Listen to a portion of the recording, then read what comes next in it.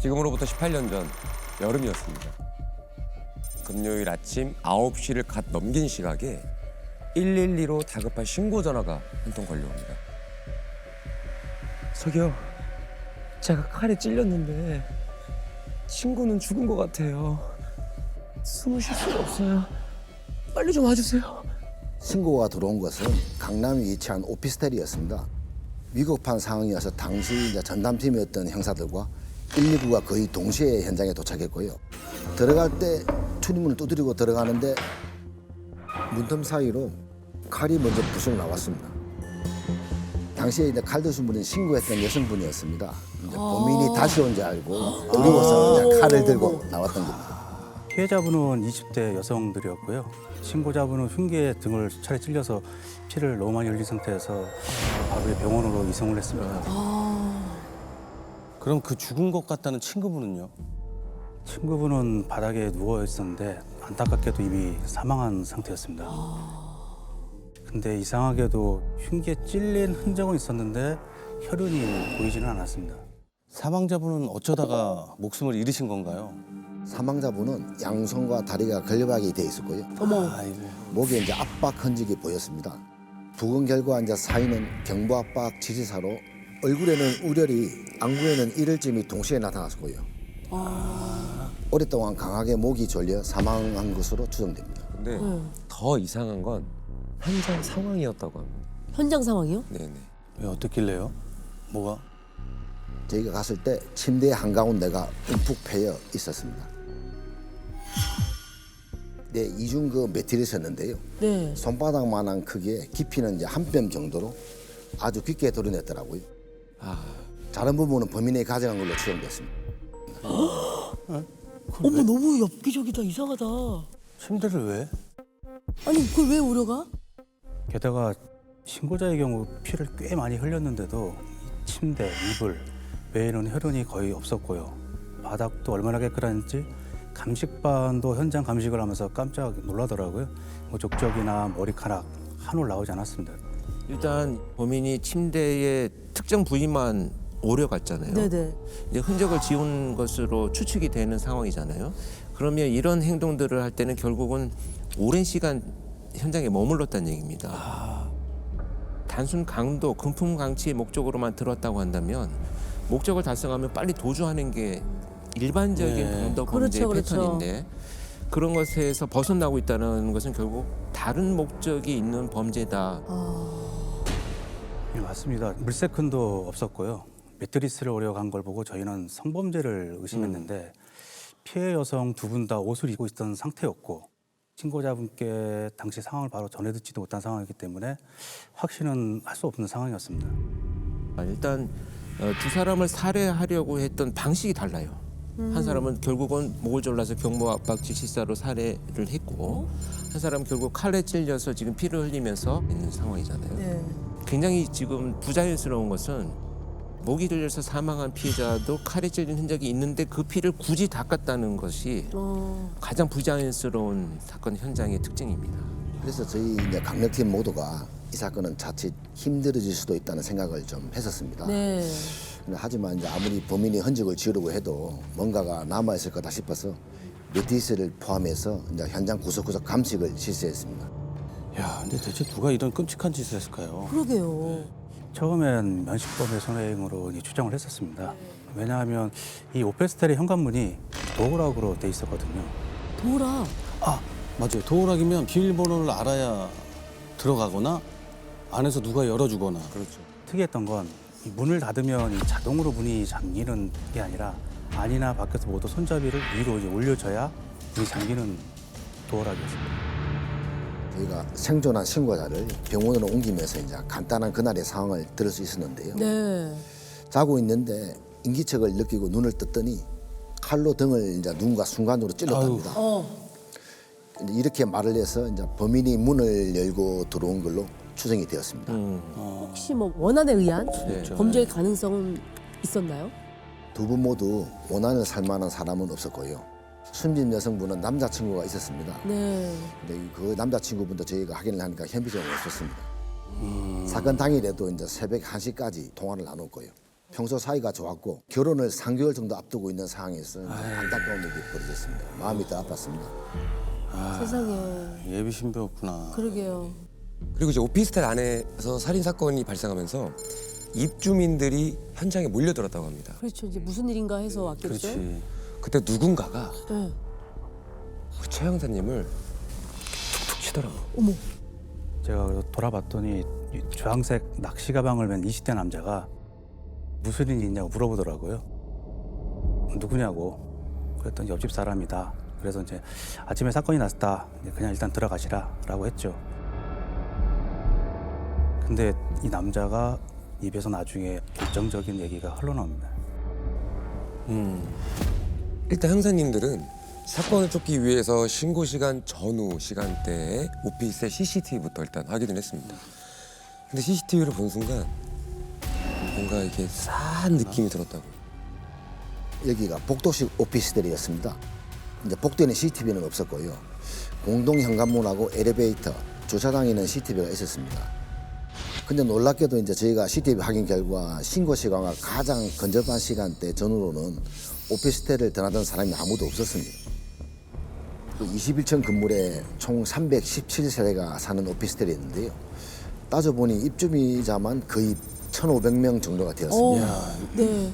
그래서 형사팀들하고 강력팀 다 포함해서 7팀이 3층씩 맡아서 집집마다 문을 두드렸습니다. 저희가 그때 마침 사건이 일어났던 층을 이제 배당을 받았고요. 입주민을 만나서 탐문 수사를 하는 동시에 이 DNA 검사를 위해 면봉으로 이제 구강 채취 전부 이제 받으러 다녔었습니다. 사실 DNA를 채취한다는 것은 네. 나중에 어떤 증거가 나올지 몰라요. 그래서 일단 확보를 하는 것이 중요한데 네. 더 중요한 거는 채취를 하면서 형사들이 상대방의 태도나 모습을 관찰하는 시간을 확보를 하면서 하나하나 본인들이 갖고 있는 생각들을 정리하는 그 목적을 갖고 있기도 합니다. 그렇군요. 네, 그래서 저희도 이제 반응을 이제 살펴볼 겸 국과수에서 이제 뭐라도 찾아낼 수 있지 않을까 하는 이제 희망이 있었죠. 실제로 이제 귀찮아하시는 분들도 있었고 뭐 범죄자 취급을 하냐 하면서 이제 화를 내는 분들도 많았지만 뭐 특별히 수상한 인물들은 뭐 없었습니다. 근데 이제 탐문 중에 네. 우리 최 형사님을 툭툭 쳤던 낚시 가방을 맨 네. 옆집 남자가 자기가 뭔가 본 것 같다고 얘기를 꺼내줍니다. 봤다고요? 뭘 봤지? 혹시 옆집과 관련해서 수상한 사람 본 적 있으신가요? 아 글쎄요. 그러고 보니까 그 얼마 전에 좀 수상한 걸 본 것 같습니다. 어떤 거요? 그때 한 달 전쯤인가? 제가 밖에 나가려고 현관문을 열었더니 옆집에서 사람이 탁 들어가면서 문을 잠그더라고요. 근데 그 문 뒤에 웬 남자가 서 있는 거예요. 저랑 눈이 마주치니까 그 남자가 황급히 도망치듯이 막 달아나더라고요. 어머. 남자가 왜 서 있어요? 거기에? 그러면 그 여성분이었으니까 뭐 스토커? 그럴 수 있죠. 그럼 굉장히 의심스러운데요. 얼굴은 봤대요? 자기도 치듯 지나가서 이제 얼굴은 제대로 못 봤다라고 했는데요. 이 인상착의를 기억을 하고 있었습니다. 그러면 굉장히 중요한 목격자네요. 그분이 옆집 분이 굉장히 결정적인 제보를 하신 거예요. 그게 생김새는 어떻게 생겼다고 합니까? 나이는 한 30대 초반이고 30대 초반. 예, 키가 170 중반 정도로 이제 체격이 좀 왜소한 편이라고 했습니다. 그 헤어스타일은 혹시 하이카라라고 아십니까? 하이칼라. 하이카라요? 그 있잖아요. 왜 예전에 2대8 그쵸, 2대8 가르마라고 하는 그 머리를 싹 곱게 넘긴 머리를 옛날에 그 일반적인 회사원분들 좀 많이 하셨었어요. 2대8. 그렇죠. 네, 맞습니다. 근데 제가 이제 가만히 듣다 보니까 뭔가 좀 이상한 게 있더라고요. 이상하다고요? 뭐가 이상했을까요? 뭐가요? 키며 체격이며 이 헤어스타일까지 옆집 남자하고 너무 똑같더라고요. 어머. 옆집 남자하고 똑같다고요? 그래서 제가 이제 대뜸 이거 당신 아니야? 이거 당신인데? 한번 물어봤죠. 그러니까 만약에 그분이 뭔가 이 사건에 연루가 돼 있다면 그 사람 너무 이상한 거 아니에요? 처음에 와서 톡톡 치면서 자기가 먼저 자기가 뭔가 알고 봤다고 있다. 얘기를 했고. 예. 그거는 좀 난 이해가 안 돼. 상식적으로 이해가 안 되잖아요. 이해가 안 돼. 자기가 진짜 범인인데 자기를 가리키는 제보를 한다? 바보지. 그럼. 그거는 이상하잖아요. 네, 그래서 아니라고 이제 불같이 화를 내면서 내가 범인이면 DNA를 채취해줬겠냐. 네. 나가라 그렇게 막 하더라고요. 아, 어떻게 보면 형사님 촉으로 봤을 때는 네. 뭔가 느낌이 있었기 때문에 당신 아니야 그랬을 거 아니에요. 괜히 그런 얘기를 또 그 얘기를 들으면 또 그 사람 쪽으로 좀 기울고 그러니까 괜히 생각이. 그런 얘기를 하진 않으셨을 것 네. 같긴 한데 이 상황이 너무 상식적으로 이해가 안 되니까 이해가 안 되죠. 그 사람이 불같이 화내다를 내는 것도 이해는 돼요. 네. 맞아요. 그때 저도 이제 옆에 같이 이제 현장에 같이 있었습니다. 저도 이제 똑같이 이야기를 듣고 똑같이 생각했었습니다. 인상 사이가 딱 옆집 남자였습니다. 그래서 혹시나 하고 네. 사건 추정 시간에 뭐 했느냐 물어봤더니 여자친구랑 새벽 내내 술 마시고 새벽 5시쯤 집에 들어왔다.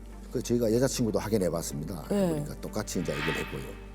CCTV에 또 확인해 보니까 새벽 5시에 들어온 게 맞았어요. 그래서 혹시나 하고 네. 사건 추정 시간에 뭐 했느냐 물어봤더니 여자친구랑 새벽 내내 술 마시고 새벽 5시쯤 집에 들어왔다. 그 저희가 여자친구도 확인해 봤습니다. 네. 그러니까 똑같이 이제 얘기를 했고요. CCTV에 또 확인해 보니까 새벽 5시에 들어온 게 맞았습니다. 뭐 알리바이가 있었네. 그러면은 알리바이도 있는 거니까 불같이 화를 낼 만했네요. 아무리 그래도 자기가 범인이라면 자기 인상착의를 목격담으로 그대로 얘기하겠어요. 그렇죠. 그건 아닐 그렇죠. 것 같아. 근데 그 목격자가 봤다는 그 남자, 그 남자를 찾는 게 중요하겠네요. 그 남자가 누구였는지.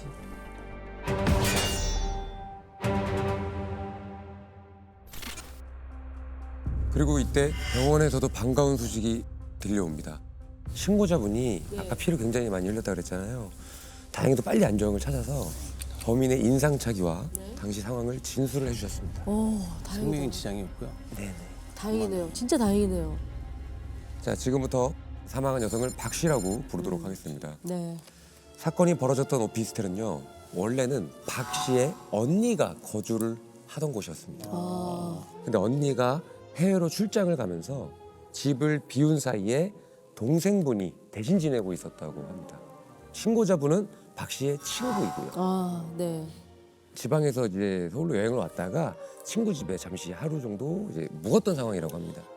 신고자분은 이제 모르는 사람이라고 이야기했습니다. 자고 있는데 갑자기 기습을 당했다고 이야기했고요. 범인의 인상착의는 좀 기억하고 있었는데 제가 당시에 여성분이 진술한 인상착의를 직접 기록했던 수첩을 가지고 왔습니다. 아, 수첩을요? 예, 예. 수사 수첩을?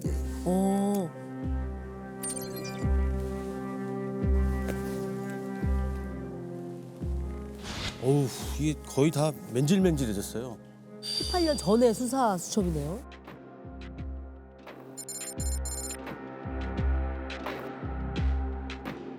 (20대) 후반, 20대 후반. 170cm 정도 키는 하이칼라 머리, 어머?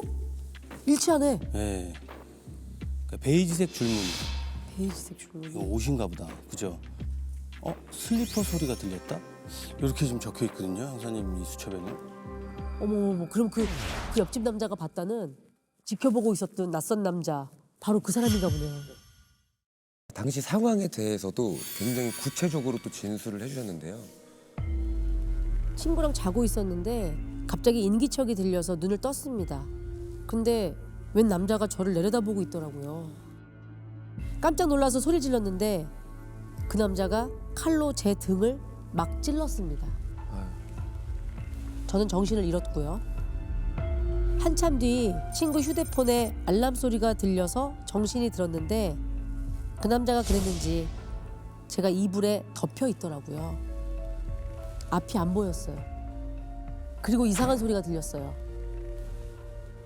친구가 남자에게 몹쓸 짓을 당하는 것 같더라고요. 저는 너무 놀라서 또 한 번 정신을 잃었다가 깼는데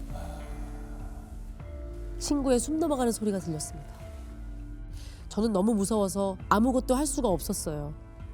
그 후로 방에서 계속 왔다 갔다 하는 발소리가 들렸고요. 그렇게 숨죽인 채 친구분이 겨우 정신을 붙잡고 있었는데요. 갑자기 발자국 소리가 점점 가까이 들려오기 시작합니다. 그리고 바로 앞에 범인이 멈춰선 느낌이 납니다. 아마 범인이 먼저 공격했던 여성이 살아 있는지 확인을 하려고 했던 것 같습니다. 그렇겠지. 그때 정말 뭐 필사적으로 숨을 꾹 참고 있었다고 했고요. 아우. 그리고 이제 한참 후에 발소리가 점점 멀어지더니 현관문 열리는 소리가 들렸다고 합니다. 친구분이 그때 이제 현관문을 나서는 범인이 슬리퍼 끄는 소리를 들은 거죠.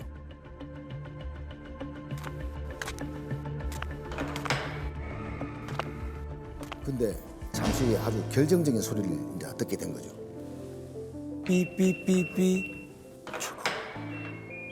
현관문이 열리고 닫히는 소리가 들리더라고요. 그 남자가 이 같은 층에 살았다는 얘기잖아요. 그 사람이 범인이라면. 그렇죠. 제보를 했던 목격했다라고 하는 사람이 그 층에 있다라는 얘기가 되잖아요. 그렇죠. 분명 범인이 이제 오피스텔에 있는 것 같은데 누군지 확신을 할 수 없을 거예요. 오피스텔에 거의 이제 상주하듯 했거든요. 그러면서 이제 옆집 남자가 목격하였으니까 뭐 하나라도 더 들어보려고 아침 저녁 출근할 때마다 인사하면서 이것저것 물어보고 그랬는데 아무래도 뭔가 좀 수상했었습니다. 일단 저도 굉장히 수상스러웠던 것 중에 하나가 네. 진술 내용이에요. 목격을 했다라고 하는 것을 이제 잘 들어보면 한 달 전에 아주 짧은 순간에 목격한 내용입니다. 근데 이 기억이 너무 상세하다는 거죠. 왜냐하면 사실 인간의 기억이라고 하는 것이 단기 기억, 뭐 장기 기억 이렇게 나눠져 있어가지고 네. 불필요한 기억들은 금방금방 지워지기도 하고 네네. 왜곡되기도 하는데 특별한 이벤트, 예를 들면 뭐 그 사람하고 뭐 어깨를 부딪혔다든지 뭐 물건을 왕창 쏟았다든지 이런 기억이 아닌 이상 잠깐 문을 열고 문 뒤에 서 있던 사람의 인상착의를 설명하는데 이게 너무 상세한 거죠. 만약에 이 낚시 가방 든 옆집 남자가 범인이라면 왜 자기랑 인상 차이가 비슷한 그렇게 얘기를 했을까요? 오히려 왜곡해서 얘기해야 되는 게 정상인 것 같거든요.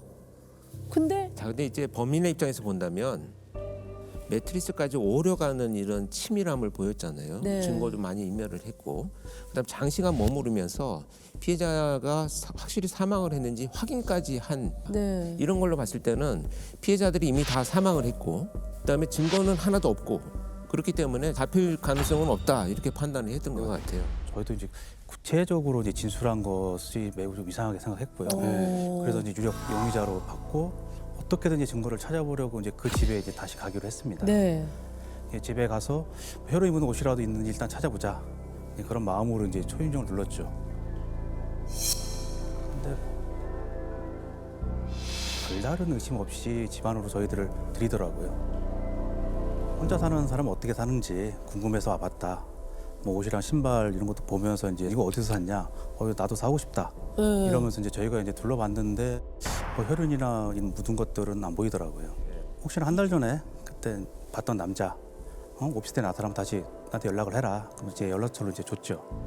이제 거의 이제 매일 이제 전화하면서 마치 그냥 친한 형처럼 그렇게 계속 이제 관계를 유지하고 있었죠. 근데 이제 이 옆집에 이제 저희가 갈 때마다 이상하게 이제 현관 입구에 술병이 점점 늘어나는 겁니다. 술 좋아하냐고 언제 한잔 하자 했더니 자기는 이제 술을 못 마신다고까지 이야기했었거든요. 근데 왜 갑자기 이제 과음을 할까 뭔가 불안한 모양이다 싶어서 슬쩍 떠봤습니다. 뭐 안 좋은 일 있냐 형한테 다 이야기해봐라. 이제 그랬더니 이제 그 친구가 이제 여자친구랑 결혼 준비해야 하는데 사정이 안 좋다. 국가수로부터 연락이 한 통 옵니다.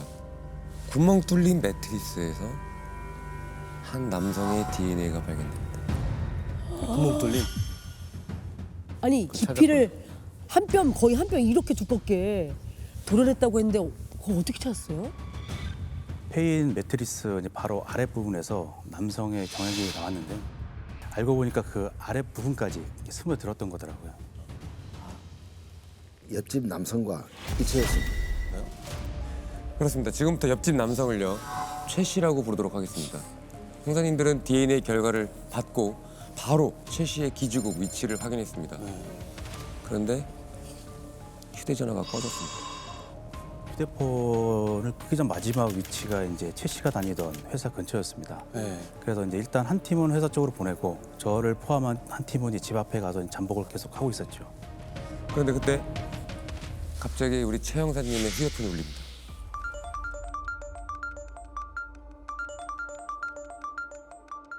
발신자는 최 씨입니다. 전화한 거예요? 네. 왜요? 도망가려고 했던 건 아닌가? 휴대폰에 이제 뜬 이름을 보자마자 이제 됐다 싶더라고요. 그래서 제가 일단 침착하게 야, 너 어디야? 저녁에 한잔하려는데 너 휴대폰 꺼져 있어 걱정했잖아. 뭔 일 있니? 자연스럽게. 예. 이제 그랬더니 이제 뭐 이직하려고 면접도 보고 뭐 그렇게 다녔다라고 하더라고요. 이 와중에 이직을 준비한다고요? 본인은 먹고 사람을 살 죽여놓고. 준비를 있었네요. 그 이직이 형사들이 계속 자기한테 찾아오고 있습니다. 그럼 이제 이직이라는 핑계로 다시 멀은 곳에 직장을 잡고 자연스럽게 이사를 가고 또 형사들이 눈치챈 것 같으면 이제 어딘가로 도망가려는 이런 계획을 세우지 않았나. 야, 그래서 제가 이제 야, 한잔 하자. 어디서 만날까? 이제 그러면서 약속 장소 잡았죠. 전화 끊고 팀원들한테 이제 됐습니다. 이제 바로 가시죠. 이제 그렇게 얘기를 했었습니다. 아, 저도 최양인 형사 보면서 참 대단하다 이래 느꼈습니다. 저 정도면 일단 나타는 나겠다 이제 싶어서 약속 장소로 이제 그렇지. 갔습니다. 그런데 이제 범인의 차가 딱 보이더라고요. 저희가 차를 미리 알고 있었습니다. 팀장님이 그때 이제 야, 차 들이밀어 그래가지고 앞뒤로 이제 목도망하게 들이맞고 범인을 차에서 끌어냈습니다. 처음엔 좀 당황하더라고요. 근데 바로 이제 침착하게 저 아닙니다. 저 아니에요. 이제 그런 얘기를 하더라고요. 그래서 이제 DNA가 나왔다. 그런 얘기를 했지만은 아니라고 했고 변호사가 DNA가 틀릴 가능성은 없다고 인정하라고 했는데도 듣는 척도 안 했습니다. 아, 그래서 어떻게 하셨어요? 저희가 피해자분 사진까지 이제 들이밀면서 봐라 2주 전까지만 해도 오가면서 봤던 이웃집 사람이다. 너 미안하지 않느냐? 이제 그러니까 이제 아무 말도 안 하더라고요. 그러면서 또 저는 아닙니다. 또 그러고 저희 앞에서 울기도 하고 막 어리숙하게 막 말도 하고 뭐 그랬는데 끝까지 말을 안 해서 도저히 이대로는 안 되겠다. 범인의 아버지까지 모셔다가 같이 설득도 이제 해보고 근데 소용이 없었습니다. 일단 범인은 버티면 된다는 생각을 한 모양이에요. 계속 하는 거죠. 예. 어떻게 자복을 이끌어냈을까요? 근데 저한테 이제 범행 다음 날 낚시를 하러 이제 고향에 다녀온 적이 있다 그런 얘기를 했었습니다. 그래서 이제 그때 범행도구를 고향에 갖다 버린 게 아닌가 네. 싶어서 이제 범인한테 야 고향에 가보자. 간 김에 어머니도 만나서 얘기해보자. 그랬더니 갑자기 그놈 눈빛이 싹 변하면서 한마디 했습니다. 인정하면 어머니 안 만나러 가도 되는 거죠? 최 씨는 사건 발생 3개월 전에 입주를 했고요. 그때부터 이제 혼자 사는 옆집 여성을 지켜봤다고 말했습니다. 이 사건 당일 새벽 5시까지 여자친구랑 술을 마시고 집에 가다가 이제 혹시나 해서 문을 열어봤는데 문이 그냥 열렸다고 하더라고요. 사망한 여성분이 이제 언니가 집을 비운 사이에 잠시 이제 머물렀던 거거든요. 예. 도락이 익숙하지 않았던 걸로 보입니다. 국민 말은 이제 문이 열려서 일단 들어갔는데 계획했던 거와는 다르게 두 사람이 이제 자고 있었던 겁니다. 그래서 이제 주방에서 이제 칸을 꺼내드는 거죠. 이제 친구를 먼저 이제 흉기로 찔렀고 사망한 줄 알고 이불로 덮어서 침대 끝으로 이제 밀어뒀고요. 이후에 이제 사망자를 여러 차례 이제 범한 겁니다. 어우, DNA가 이제 남을까봐 샤워까지 시키고 샤워를 시켜. 어우, 너무 끔찍해. 그러면은 사망하신 분도 그렇지만 옆에 칼에 찔려서 누워있던 그분은 그걸 계속 들었다는 거 아니에요? 그렇죠. 숨을 죽이고 진짜 이거 죽은 척을 하면서. 제 얼굴을 못 봤다. 이제 시키는 대로 했으니 살려달라. 이제 결혼도 앞두고 있다. 이제 그렇게 애원을 했는데도 불구하고 혹시나 신고할까봐 살해를 했다고 그렇게 진술을 하더라고요. 잔인하다. 너무 진짜 인간이 잔인해. 아니다. 그러니까 이제 피해자가 이게 문을 잠그고 안 잠그고 실수의 문제가 아니라 이게 의도적인 침입이에요. 그게 아마 그렇죠. 열리지 않았어도 어떤 방식으로든지 들어갔을 들어갔을 거예요. 거예요. 들어갔을 거예요. 그리고 이제 범행 이후 무려니 1시간 30분 동안 방 청소를 했다고 합니다. 결박할 때 사용했던 테이프로 방 구석구석 채모 다 수거하고 자신이 걸어다닌 동선들을 그대로 따라가면서 바닥 있는 지문 이런 거 다 닦아냈고 범행 도구들은 비닐에 이제 싸서 주황색 낚시 가방에 넣어서 이제 한강으로 가지고 가 거기다 다 버렸다고 그렇게 진술을 하더라고요. 너무 엽기적이다. 아, 그러니까 증거가 안 나올 만했네. 아, 그러면 그 신고할 때 그 낚시 가방이 그 가방이라는 거예요? 아니 잠깐만. 출동해서 수사를 하고 있을 때 어깨를 누가 쳤다고 했던 게 바로 이 범인 아니에요? 그때 낚시 가방 메고 있었다고 했죠. 맞아요. 아 그러면은 그때 범행동으로 버리고 돌아오는 길에 아무렇지 않게 무슨 일이냐고 물은 거네요. 야 뒤에서 쳐서 본인이 한 짓 때문에 지금 이런 일이 벌어졌는데 형사님 쳐서 뭐예요? 이렇게 한 거예요. 야 이제 진짜 대범하다. 그러면 그 흉기를 찾았나요? 현장에서?